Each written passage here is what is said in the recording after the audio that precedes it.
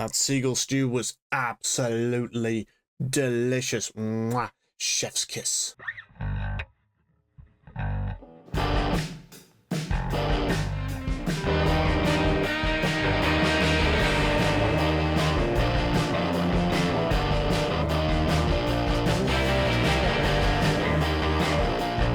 Alright, ladies and gentlemen, welcome back to the channel today. My name is the Crimson Wolf, and welcome back to the Blue Review for our Premier League game versus Brighton. And I am in a very, very good mood. It's always fun when we slap teams up. It's even better when that team is Brighton. As I mentioned in the countdown, we don't like Brighton. They don't particularly like us. So this feels just extra sweet that it's Brighton that we put the torch to. If you're new to the channel, allow me to give you a quick overview of what you can expect. Basically, I go through 8 points from the game, Lampard's famous 8 as I like to call it, and give each of them a red, yellow or blue card for good, mid and bad performances respectively. While we all know what the absolute stunning highlight of this game is, it wasn't without fault. Specifically defensively, I think we looked a bit suspect defensively, but Brighton were absolutely borderline criminal defensively. We are genuinely one of the worst teams in the Premier League to play a high line against, because our pace is just so ridiculous up front. Like, between the likes of Nicholas Jackson, Noni Madueke, and even players that didn't play today, in Mudryk and Neto, like, they are just so quick that playing a high line against us is so bad. Villa found that out the hard way, and so did Spurs, and they both paid the price for it. Basically, playing, I don't know why Herzl stuck with the high line as long as he did, and he paid the price for it. I will quickly move into my first cards of the review, and for the first time in quite a few games, I am going to give a red card, and I think we all know who it's for. It is for Robert Sanchez. I hyped Robert Sanchez up quite a lot in my preview for this game, saying how he's the highest performing goalkeeper in the league, how I thought he'd be up for this game against Brighton, and just how good he's been in the last couple of games for us. And then we get this performance. It's a pretty bad performance from Sanchez, specifically for both of those goals. But the first one, yes, it's not cleared well by Levi Colwill, but Sanchez shouldn't be coming for that. He goes way too far off his line. It's way too far away from his goal for him to be considering going for that. He shouldn't have come for it. He misses it completely, and Ruta scores from the header. The second one, that's just ridiculous. And unfortunately, it's a running theme with Sanchez, which is that his ball playing under pressure can be suspect. Now, he's probably put in that position by Wes Fofana. For the record, I haven't given Levi or Wes a card in this. They possibly deserve one because I don't particularly believe either of them played excellently. I am just more summarizing this with Sanchez, but that second goal is ridiculous. Like, yes, Wes puts him in an uncomfortable position, but in that situation, you don't try and play out from the back. You just hoof it. You hoof it long, and then if it comes back at you, then you deal with it. You don't put yourself under immediate pressure, so then you concede a goal. It's ridiculous. It wasn't a truly terrible game from Sanchez. Like, it wasn't without positive moments, this game, for Sanchez. He made some solid saves. This would 110% be a red if we didn't win this game, but it is a red because this is something we can't have a reoccurring issue. This was a reoccurring issue with Sanchez last season when he was number one. This can't become a reoccurring issue. Now, I'm going to give him the benefit of the doubt for this game that this was just a bad day at the office. And Sanchez clearly knows this was a bad day at the office. I don't know if you've seen, but he did put something up on his Instagram that says, I had a bad game, but thankfully my teammates, or teammate in this case, bailed me out. I'm going to give him the benefit of the doubt when we play Forest next weekend, which obviously he's not going to play Ghent because Jorgensen is. He needs to redeem himself a little bit, I think. The only thing I'm going to say also as well is I did say if we see Maresca 100% decide who his number one is, it's going to come from one of them making a mistake rather than one of them having a great performance. Now, so far, I haven't seen Jorgensen put a foot wrong. Sanchez hadn't put a foot wrong, really, until today. Now, as I said, benefit of the doubt, bad day at the office. But if this becomes a running theme, it's going to end up the same way it did last year. Sanchez is going to lose his number one spot. For his sake, I hope it doesn't. And he has very much improved on his on his ball playing and his decision making for that matter. So as long as this remains a bad day at the office, Sanchez will be okay. Moving into our first yellow card, and it is for Noni Madueke. Not the best game from Noni. It was nothing particularly bad from Noni. I think there was a couple moments where he probably should have passed the ball when he didn't. But other than that, it was okay from Noni. He was obviously involved in the, unfortunately, ruled off goal for Jadon Sancho. In behind the defence, slightly offside, marginally, which I can't really see properly to judge, really. And then obviously squares it to Sancho, and Sancho put it in the back of the net, but obviously ruled off, so unfortunately it didn't count. He was doing okay, but he wasn't really adding anything consequential to the game. I don't think Noni's particularly looked as promising, for lack of a better term, since his hat-trick versus Wolves. He's looked okay, he's not looked like anything bad, and he's been a body on the right wing where we've needed one, and he has contributed where he's necessary, but he's been nothing spectacular from Noni. And with competition breathing down his neck from Pedro Neto, he needs to step it up a little bit, otherwise he could find himself losing his spot. The second and final yellow card does go to Nicholas Jackson, and I'll admit, I am being very harsh here. I am being incredibly harsh about this. First of all, positives. Jackson did have a really good game. He obviously got the assist for Palmer's goal. He did have a good game. His hold-up play was quite good, and he was getting in behind the defense and making the runs and doing all the things that he is good at. But at the end of the day, the striker has one job above all else, and that is to score goals. And he had chances today that he didn't take. Now, similar to Rob Sanchez, don't write Nicholas Jackson off because of this. He's got, what, 4 and 6 so far this season in league games, 2 against West Ham, obviously, 1 against Palace, 1 against Wolves. He will definitely get more goals in the near future. This was just, I think, an unfortunate. He was unlucky today, Jackson. I'm probably being quite harsh and giving him a yellow card. But as I said, when your main goal is to be scoring goals and you have the chances to do that and you don't take it, I kind of have to call you out a bit on it. Thankfully, him scoring those goals won't rely on us getting 3 points.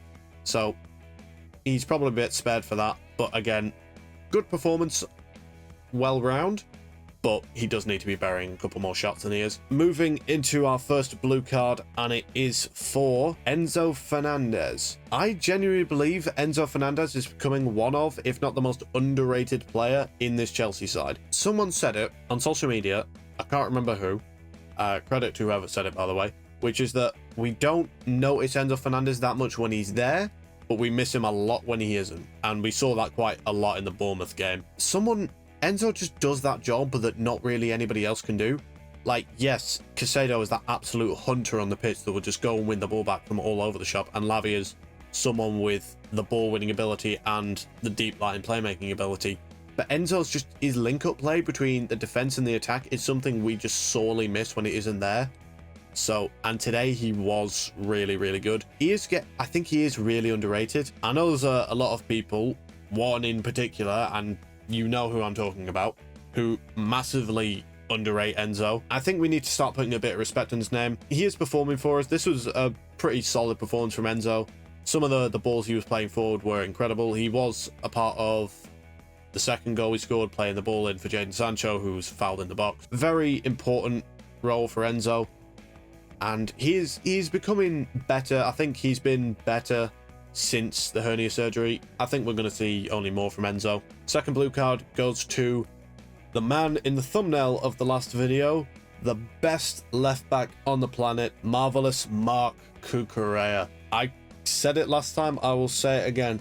This guy, one of, if not the best left back on the planet. He is ferocious and tenacious that, like, you just struggle so much against this guy. And that was the same case today when he was going up against, I think it was Ruter on their right side. But he was just so tenacious. Quick shout out to Renato Vega, who also had a very good cameo off the bench. But Cucurella had a really good performance today. The turnaround from what we were seeing from him just a season ago to now being our first choice left back and one of the best on the planet. Moving into our third blue card of the match. And just 1 second, let me just have a quick drink.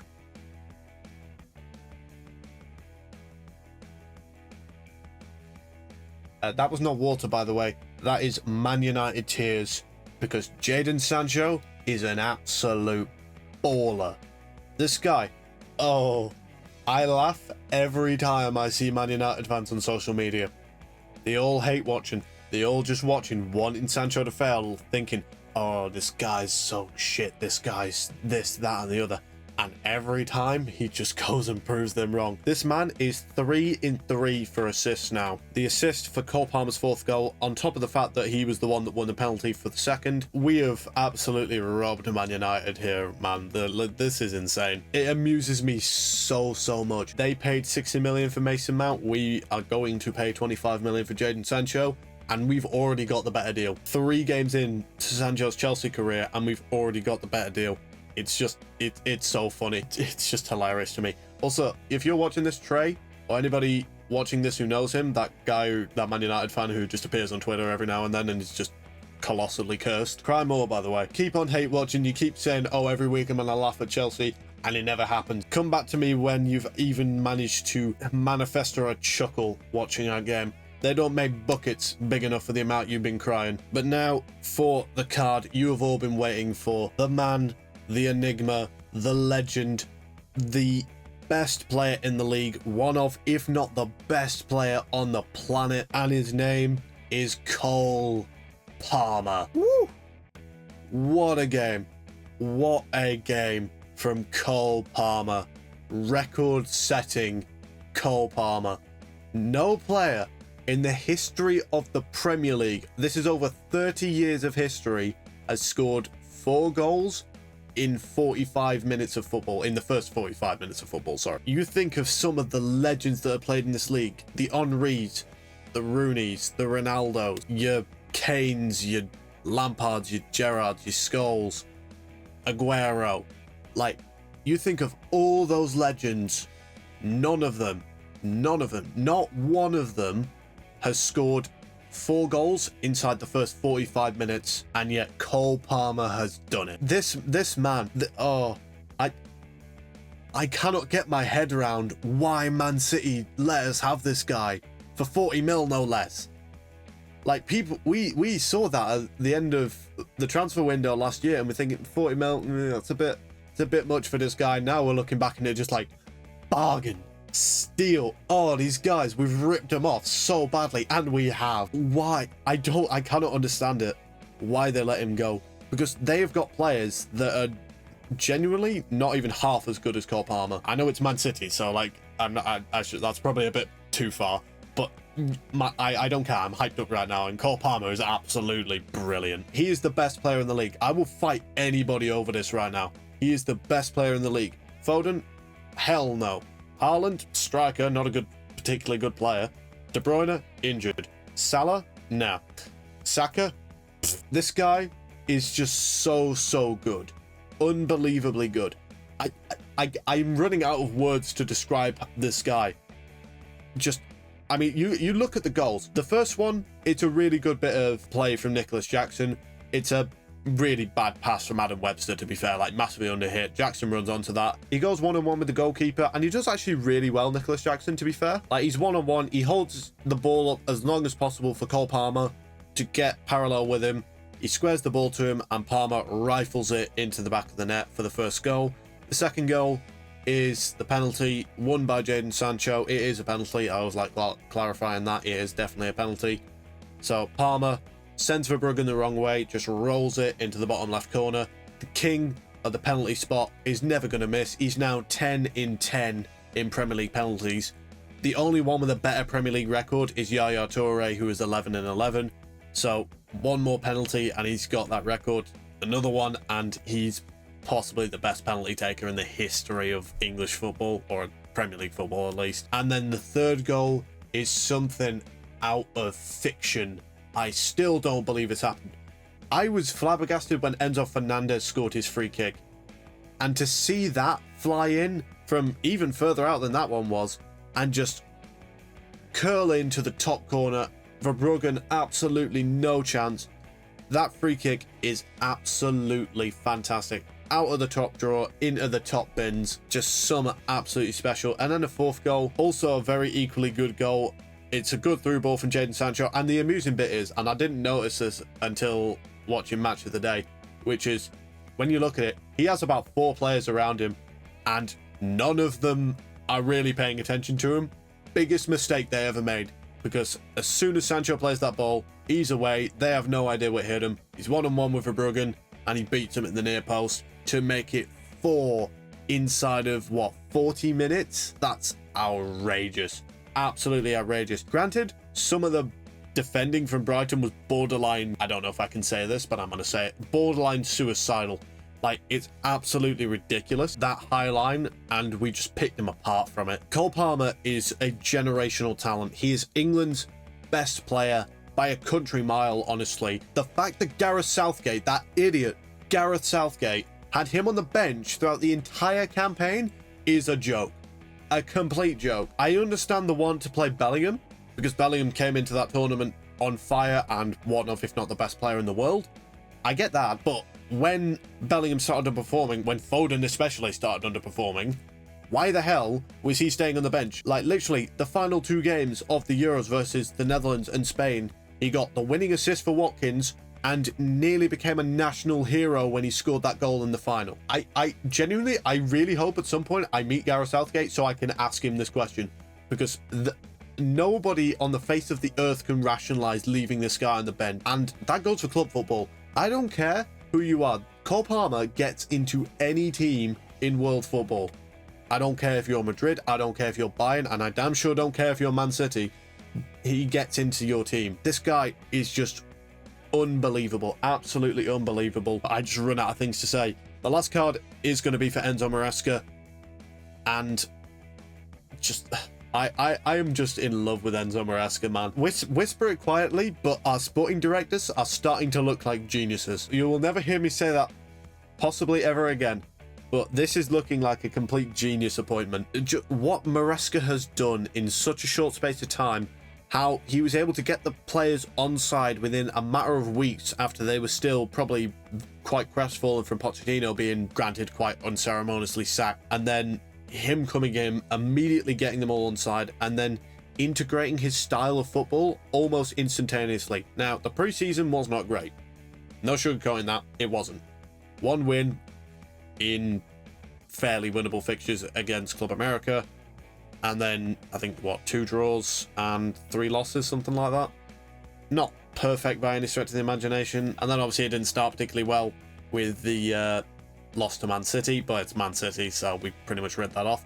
But since then, it's been smooth sailing. Bit of a bump in the road with the Palace game, but since then, absolutely no one has stood in our way. Bournemouth didn't play particularly well, but snatched victory from the jaws of defeat pretty much there, and Sanchez had a worldie. West Ham ripped them a new one royally. Like, Jackson had an absolute field day against their backline. Barrow never even stood a chance. And this lot, they were not ready for Cole Palmer today, man. They were absolutely not ready for it. But Maresca deserves so much credit for this. So much credit. Like, just the way he conducts himself in his interviews as well. I love just the way he speaks. He comes across so well. He just comes across with this level of assertion that just makes you feel the way that Jose used to do it, the way that Conte used to do it, the way that Tuchel used to do it. Just asserting how good he is, how good this team is, and where we're going to go. I really love Enzo Maresca. He has won over so many Chelsea fans, so many non-Chelsea fans. We really could be going places under Maresca, man. What more do I really need to say? We went and slapped Brighton up. First home Premier League win in, what, 2-3 games, something like that? And the fans were up for it. The roar when Cole Palmer scores that goal is exactly what you want to be hearing. This was the kind of performance where Stamford Bridge starts to come more alive. The better you perform, the more the fans get up in arms. And when they get up in arms, the players get better. When the players get better, the fans keep going, and it keeps ticking. The clock keeps turning. And then we become something absolutely special.